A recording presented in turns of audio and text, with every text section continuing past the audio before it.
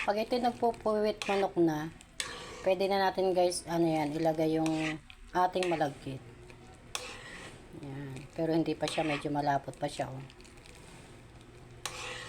Kunti pa. Ayan, pag siya medyo nagsasanta na, pwede nang ihalo ang ating sinaing na malagkit.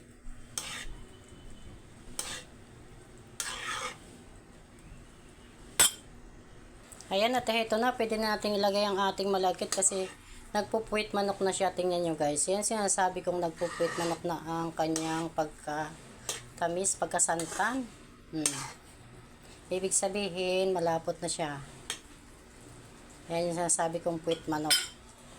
Ganyan ang puwit ng manok, diba? Ilagay na natin ang ating sinaing na malagkit. Yan. 1 kilo lang naman yan. Ginawa ko na yan.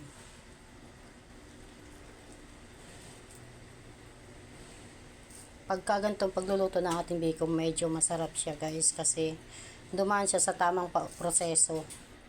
Yung iba kasi, pinagalo-halo na yan. Yan.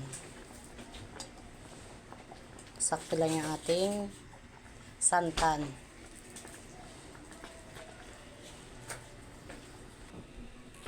Ayan, at ito na guys ang ating biko. Diba, napakadali lang. Ang mahirap lang dito yung paghahalo. Ayan ang biko ng Marikina. Yummy, yummy, yum, yum. Luto na siya. Inin na lang natin, sabi sa Tagalog.